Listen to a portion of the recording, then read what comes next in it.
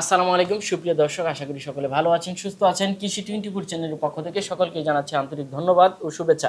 প্রিয় দর্শক বন্ধুরা, আপনারা যারা অধিক দুধের গাভীর খামার, ষাঁড় গরুর খামার এবং পাশাপাশি আমিষ জাতীয় মাছের খামার, পোলট্রি খামার এগুলো করে থাকেন, তারা অনেক সময় ভালো মানের এবং উন্নত জাতের খাবারের একটা ভোগান্তিতে ভোগেন। তো আজকে তাদের জন্য আমরা চলে আসছি এই যে ভালো মানের গুণগত কিছু খাবারের সন্ধান দেওয়ার জন্য।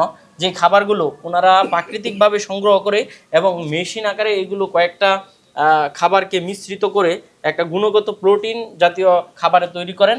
তো এই খাবারগুলো আপনারা কিভাবে নেবেন এবং কত টাকার মধ্যে নিতে পারবেন সেই সম্পর্কে বিস্তারিত জানার চেষ্টা করবো ভাইয়ের সাথে।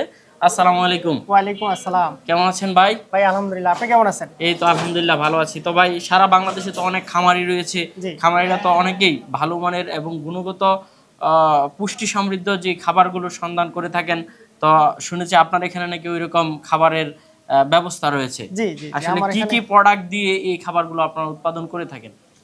ভাই আমি এখানে 30 প্লাস আমার মেডিসিন সহ 30 প্লাস আইটেম আছে। এমনকি আপনার গম থেকে শুরু করে ডাল জাতীয় যত প্রকারের যত গরু জাতীয় খাবার আছে সব কটা খাবার এখানে দেওয়া আছে ইনশাআল্লাহ। আচ্ছা, মেডিসিন বাদে যেগুলো আছে যে যেমন ছোলা, ভুসি, অ্যাঙ্কার, খৈল, গমের খৈল, সবকিছু তো প্রাকৃতিক ভাবে, সব প্রত্যেকটা প্রাকৃতিক। আপনার মেডিসিনগুলো যা আছে এগুলো আপনারা অন্ততপক্ষে যদি প্রাকৃতিক ভাবে যদি না নেয়, এই প্রত্যেকটা মেডিসিনের নাম আমার কাছে জিজ্ঞেস করবো, আমি বলে দেবো, গুগলে সার্চ করবো, যদি প্রাকৃতিক হয় তো আমার খাবার নিব, না নিব না।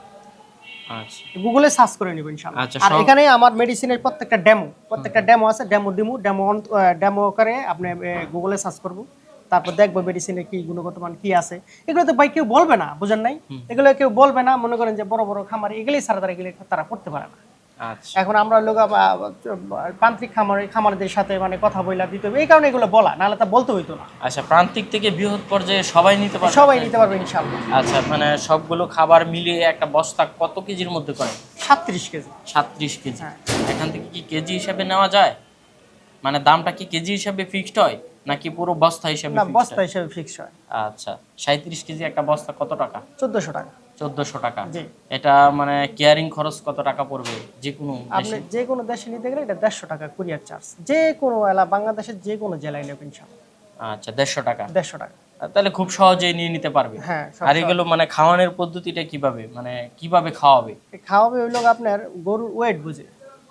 একটা 100 কেজি ওয়েট গরুতে আপনার 250 মানে আপনার 1.5 কেজি 2.5 কেজি খাওয়াবে।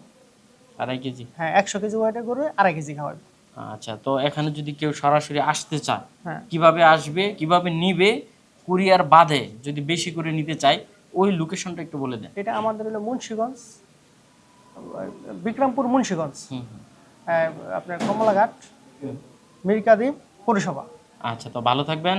আসসালামু আলাইকুম। ওয়ালাইকুম আসসালাম।